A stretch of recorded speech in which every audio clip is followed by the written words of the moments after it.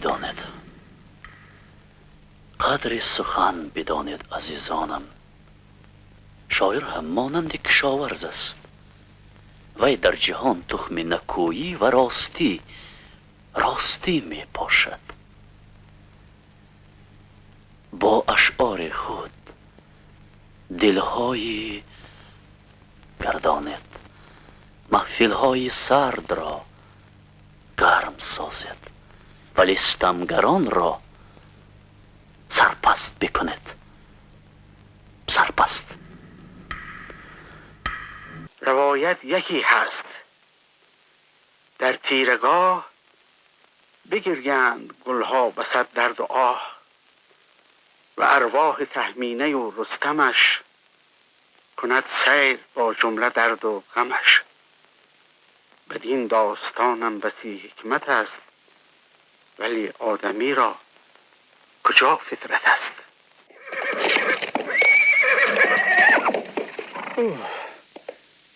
با سختی رسیدم چو بادی دمانی. چی خواهی زی من؟ زود معطل نمانی، بده نامه را که سهراب داد. مرا بود این نامه کی ها بد است، اگر خواستم باشم آنی که هست.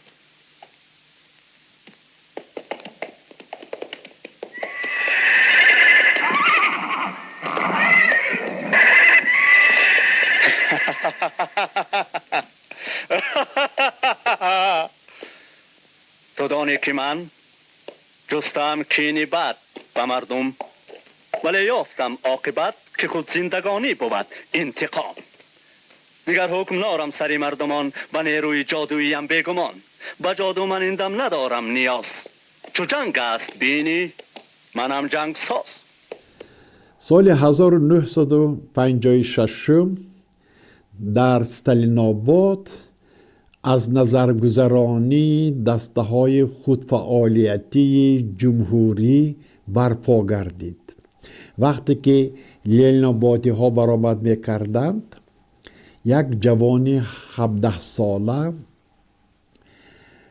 در شعرخوانی توجه همه بینندگان را به خود جلب کرد.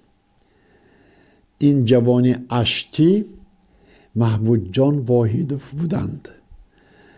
چنان اونقدر موفقیت پیدا کردند که بعدی از نظرگذرانی کارمندان فیلارمونی تاجیک این جوان را به کار قبول کردند و وقتی که سال 1957 ماه اپریل در مسکو دهه دوم صنعت تاجیک برپا گردید، محمود جان واحدوف در کنسرت ها با شعرخوانی همه را مفتون نمود. حتی در مطبوعات نامش قید شد. من همین طور یک استعدادی نادر از یک شهرک خردکک که در ناحیه اشت وجود داشت پیدا شد. محمود جان واحدوف 10 اکتبر سال 1939 در همین شهرک شیدان در عائله کالخواسچی تولد یافته است. در 7 سالگیش وی از مادر جدا شد و کودک خردسال بار اول غم و غصه انسان را از سرش گذرانید. پدرش که چوپان کالخاز بودند،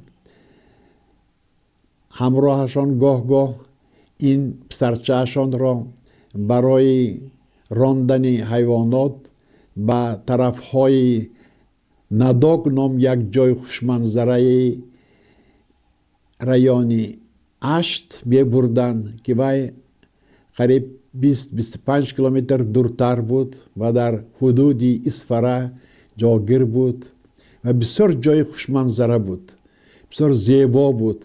جای هایش پر از آب، درخت های زیادی، گل ها، نباتات عجیب و این پسرچه بار اول با طبیعت زیبا شناس میشد و از منظره های طبیعت بهره میگرفت.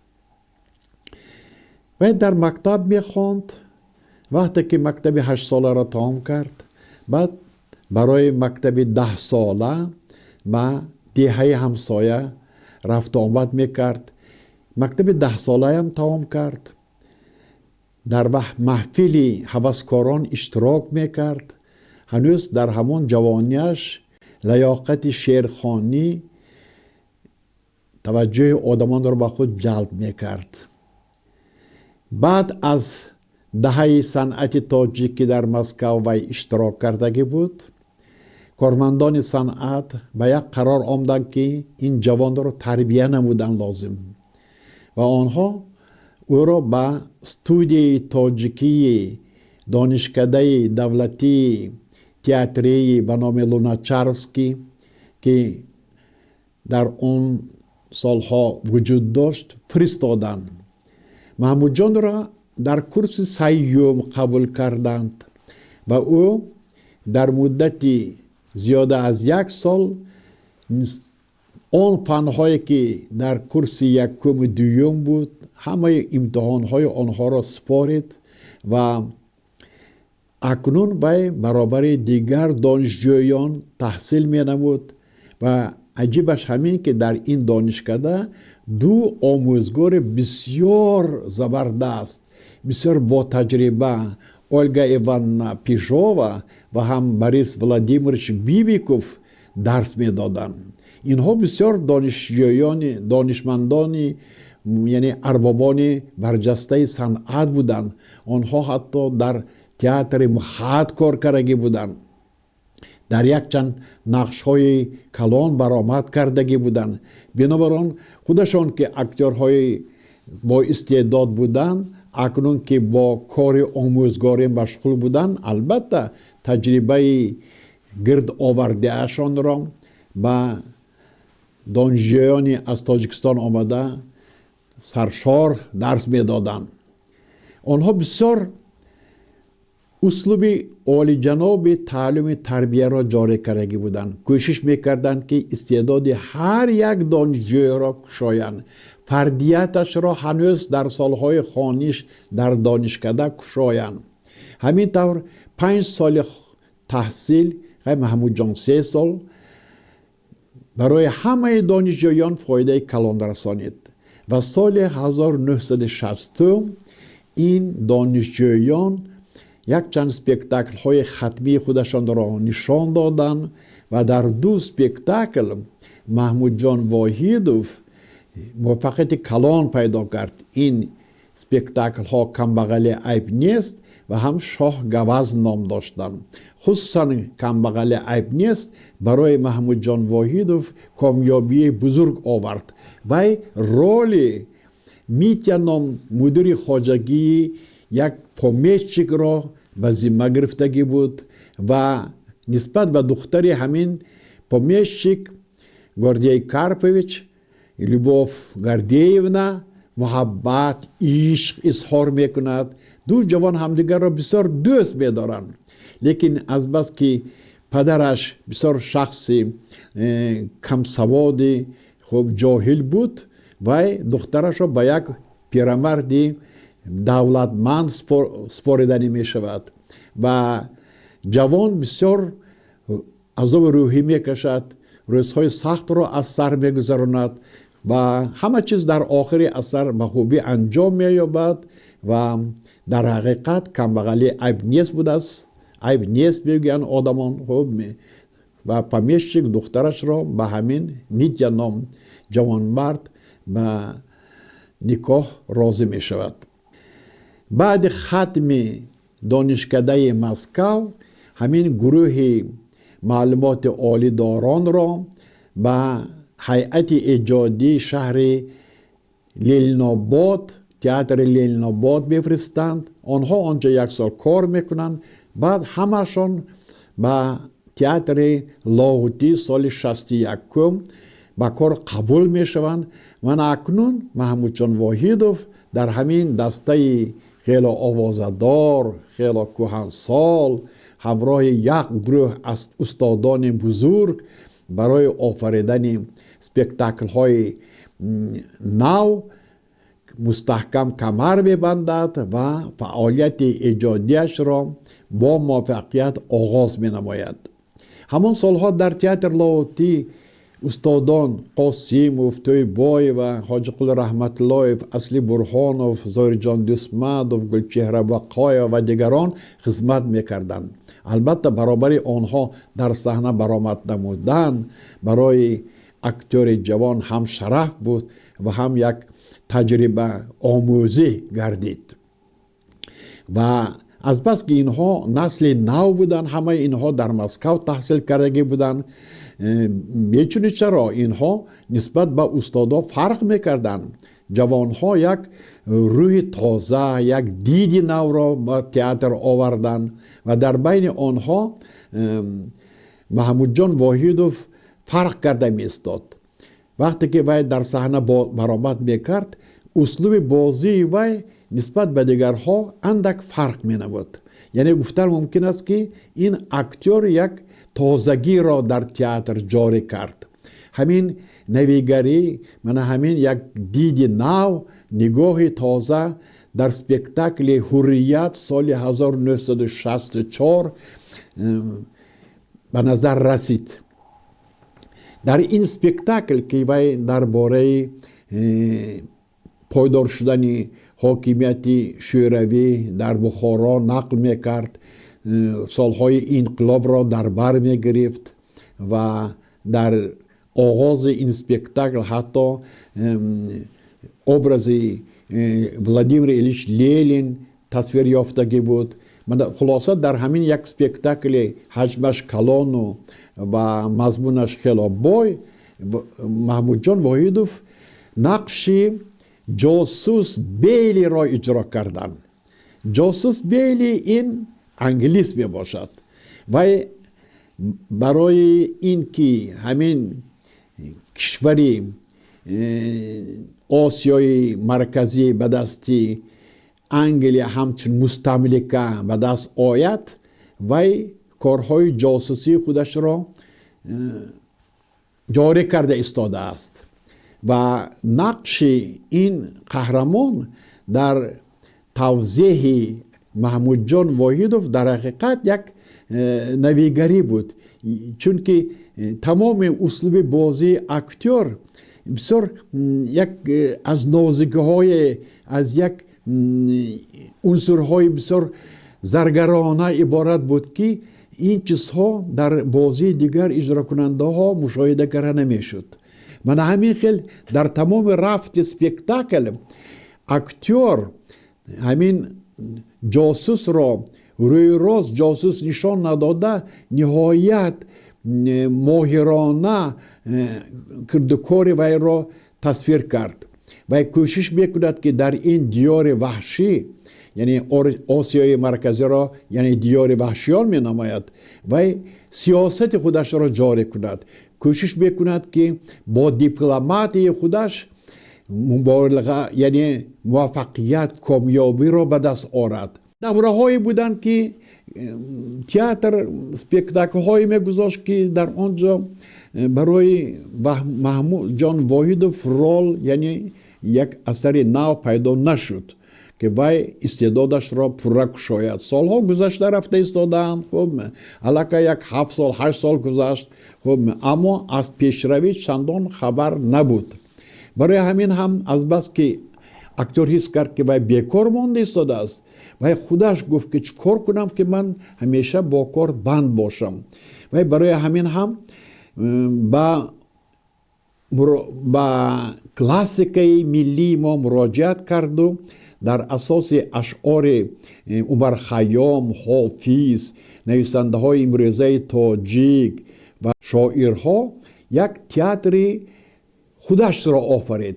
تئاتر شاعرانه، تئاتر یک اکتور گفتن ممکن است، یعنی یک هنرپیشه، یک خودش، دیگر هیچ کس نیست. چون که اون چیزی که از وی وابسته باشد وی البته از دستش می آید و اجرا کرده می تواند. من همین خیل وی مونوسپکتاکل ها یعنی نمایش یک هنر پیشه را به وجود آورد.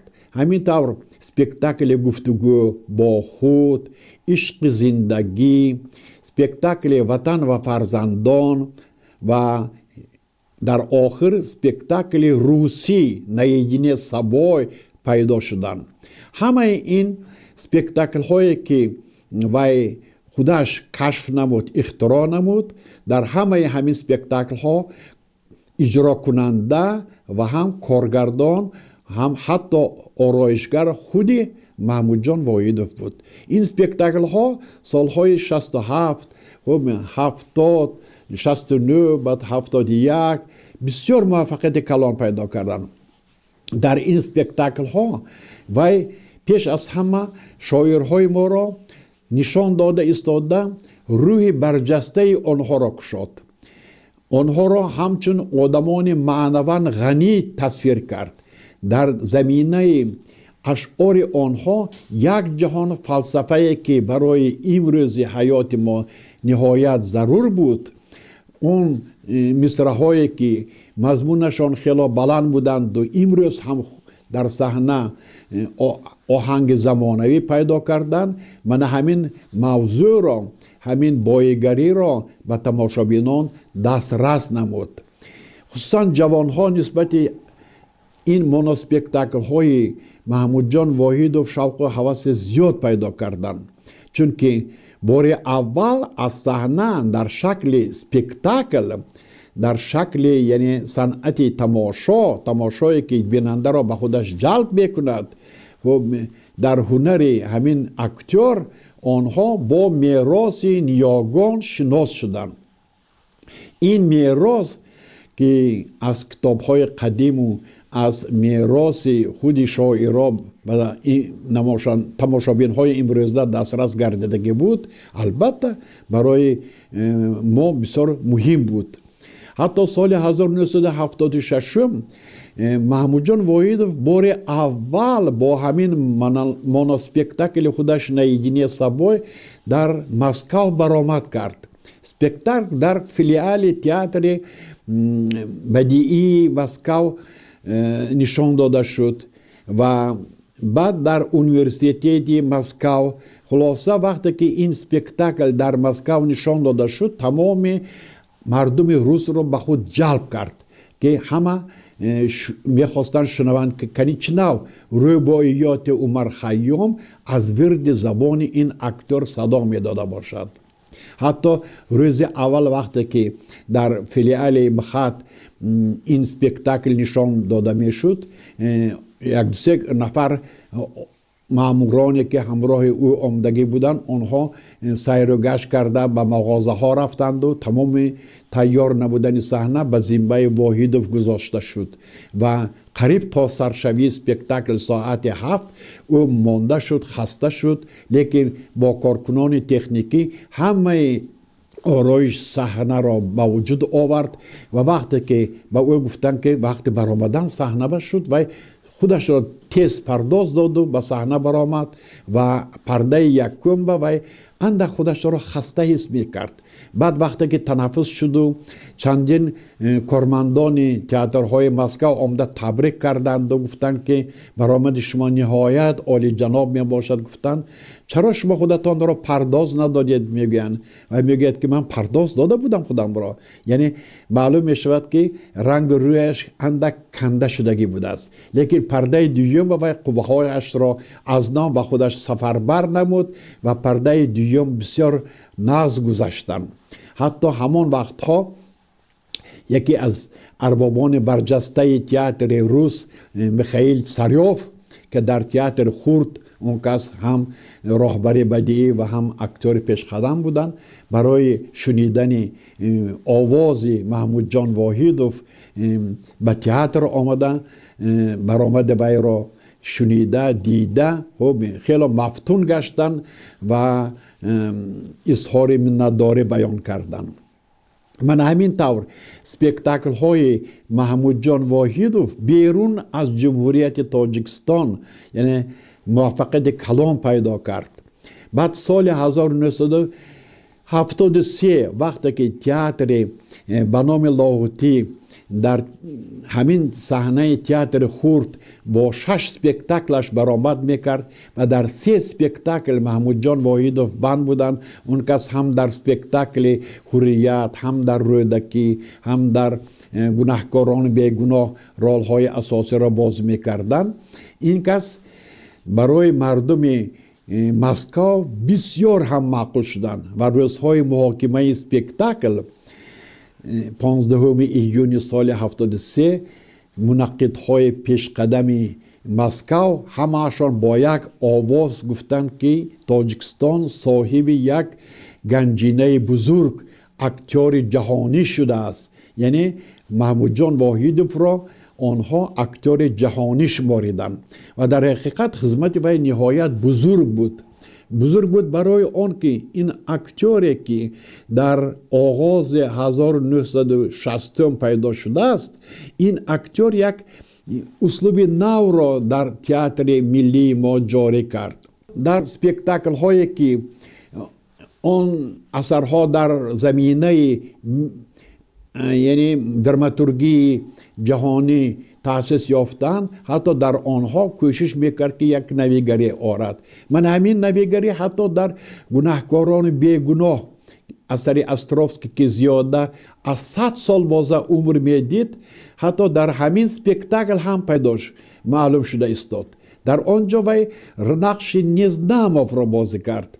نیزناموف این پسر کروچینین می باشد که در خردسالیش به دست یک دیگران داده شده است و بی مادر و بی پدر کلان شده است. اکنون بعد از چندین سالها تصادفاً مادر حقیقی خودش را پیدا می کند. لیکن این سپکتاکل بسیارتر نه درباره همین زنی کلفت زده، علم زده نقل میکرد، بسیارتر درباره من همین نیزناموف، یعنی یک جوانی که بی‌پرستار است و یک سرمایه خنک زده، یعنی میوه خنک زدگی، درخت خنک زدگی گفتن ممکن است. خود محمود جان همین را در دفترشان قید کرده است. من همین خیلی یک جوان بسیار عذاب کشیده را تصویر کردن که و صرف نظر از آن که در محتاجی و در شرایط دشوار حیات به سر میبرد، لیکن استعدادش را خودش حس میکند و آرزو دارد که در اثرهای سست و فحش برآمد نکند و در شاه اثرها خودش را ظاهر سازد و یک کامیابی بزرگی به دست آورد. من همین خیلی توضیح دادم. حالا یگان اکتور روس به این نرسیدگی بود، اما اکتور تاجیک من همین نویگری را در کلاسیک روس افاده کرده توانست. محمود جان واحدوف از بس که اکتور ایجادکار بودن، اون کس همیشه حرکت میکردن که فکرهای خودشان را در دفترهای کاریشان قید نمایند. 25 دفتر کلان غوثی اون کس درباره همه رول ها فکرشان را قید کردند. بسیارتر اون کس ساعت های 1-2 شب از هفتش سر میز می نشستند و بعد از سپکتاکل می یا اینکه در وقت های خالی می چه گروه ها نهایت سرکار بودند. بعد من در همین وقتی که اهل عائله همه در خواب هستند نشسته فکرهایشان را درباره رول هایشان می نویسند. حتی درباره یکی از بهترین رول خودشان عذاب، اون کس یک دفتر پره را نوشته تمام کردند که چخیل اون کس این رول را میبینند، چخیل اندیشه میرانند.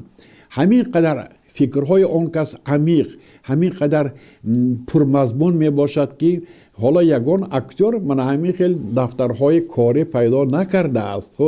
این یکمین اکتور ما می باشد که نه اینکه استعداد دراموی دارد بلکه لیاقت نویسندگی هم داشته است که در ساعتهای خالی و فکر و اندیشه های خودش را درباره رول هایش مفصل بیان کرده توانسته است.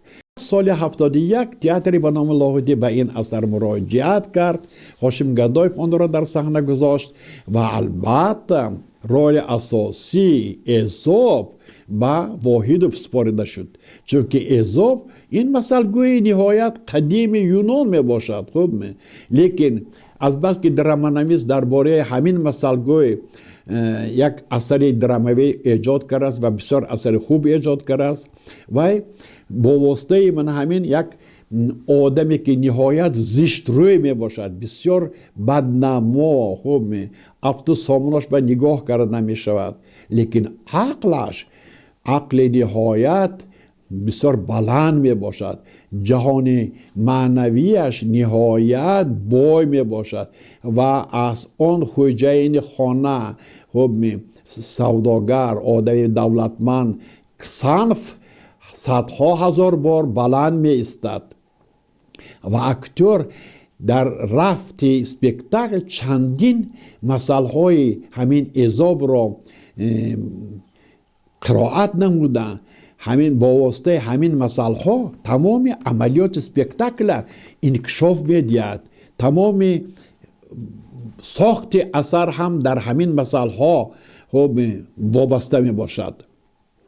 حتی در وقتی که در صحنه های اول خوجین این غلامش را برای خریدن یک خوراکی به مزه به بازار بفرستد و اضاف از بازار زبان را می آورد خریدن که بالایش بالای طبق با یک لطه پوشیده است. 3 بار وی را به بازار بفرستند، 3 بار هم زبان خریده می آورد. بعد خوجین میگوید که ات چیکار کردی؟ فقط همین زبان خریده می بیاره، چی دیگر خوراک های به مزه نیست در بازار. انا بعد وی مسئله بهترین مسئله خودش را درباره زبان نقل میکند. وی اول درباره بهبودی های برتری های زبان نقل میکند، چنان برتری های زبان را خوش آهنگ زیبا نقل میکند که کس مفتون گفته های وی می شود. بعد ثانی درباره بد بودن زبان انسان نقل می کند و این منالوگ را به تماشابین ها مراجعت کرده می خواند، چنان صفت های بدی زبان انسان را تصویر می کند که در حقیقت چنین زبانی بد انسان را به جهنم فرستادنش هم ممکن است. خب همین طور هر یک مثال برای واحد جان محمود جان واحدوف یک گفتن ممکن است که یک گردش نوی اسپکتاکل بود، یک تبادلات، یک انکشاف تازه بود و در رفت اسپکتاکل قهرمان واحدوف همیشه آزادی آرزو میکند. وی بدلش زد است که وی را همچون غلام همه وقت میفروشند، اینش میخرد وش میخرد و همه با کار بار همین خاندان خودشان وی را بند میکنند و همچون انسان وی را استفاده نمیبرند. برای همین وی آزاد شدن را آرزو میکند و کسانف وعده داده است که هرگاه که در هوا جفتی کبوترها پیدا شود تو بینی اگر به من گوی من تیا آزاد میکنم. و اضاب غلطان خیزان از بیرون دویده می آید. کسانف به هوا نگر، انا وی جفت کبوترهای بین، انا آنها پرواز کرده استادین، خب اکنون من آزاد کن. همین صحنه را چنان عالی جناب این کس بازی میکردند که کس خب مفتون عقل و ذکاوت همین قهرمان میگردید و وقتی که صنف بگید که من نمیبینم در هوای چنیه، دروغ میگوید و خب از وعدهش خب بر میگردد. باز این غلام یعنی اضاف اندوهگین می شود و سرش را در بالای مرمر مانده زار می گرید. من همه همین حالتهای گوناگونی که در این سپکتاکل نشان داده شده است، خصوصا مناسبت با کلیا زنی کسانف بسیار عجایب بود. کلیا می فهمد که نسبت به این غلامی که روزهای اول وی گفته بود که این بدکردار، این بدنوای دفع کنید، اصلا حوالی پیش کنید، اکنون به همین غلام محبت پیدا کرده است. میفهمد که خودش که معنویات ندارد، خودش که یعنی از دنیای عقل و ادراک بیخبر است، به همین غلام بدسرشت عاشق شده است و عذاب هم به همین عشق قریب که روان شود. یعنی عقل سوی عشق می دود، عشق سوی عقل همیخیل. در آخر اثر وی را آزاد میکنند عذاب را، لیکن باز به دزدی وی را عیبدار میکنند. بعد که وی به این ساحه به این آدمان بدگمان بد کردار تسلیم نمی شود، مجبور می شود که خودش را از بالای خرسنگ به جهری پرتاید. محمود جان واحدوف نه تنها در صحنه بلکه در کینو هم آن کس بسیار عالی جناب برآمد کرده گردم. بسیار فیلم های تاجیکی با اشتراک آن کس به خاطر با نقش بسته است، هم در حسن عرابکش لیکن هم در سرکار، خب یک چند فیلم ها. لیکن در فیلم داستان رستم آن کس نقش تولاد را بازی کرده بودند.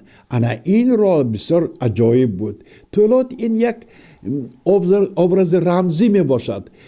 در این و چندین نقاب ها را عوض میکند و اکتور که از بس که صنعت تجسم کاری نهایت ناز میدانست و هر سفر یعنی نقاب خودش را عوض کرده میتوانست، یعنی هر سفر ابرازهای گوناگون تصویر کرده میتوانست. این یکی از بازیافت‌های عالی جناب همین داستان رستم می باشد که تنها توسط مهارت بزرگ در رفت سپیکتاکل قریب 16 بار یا اینکه بلکه زیادتر چندین سیماهای گوناگون را گم در سیمای دیو، دم در سیمای کمپر اوجیز، خلاصه من همی خیلی افسوس که این اکتور بزرگ ما برمحل از دنیا رفتن. در سن 39 سالگی ما بای دادیم.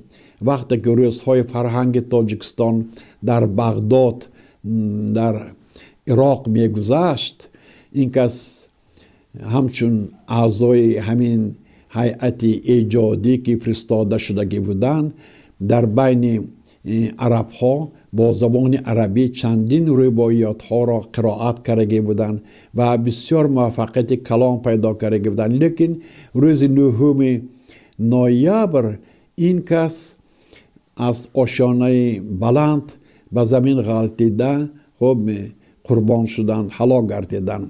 خیلی این یک اسرار آمیز یک واقعه می باشد که تا الحال هیچ کس فهمیده نمی تواند.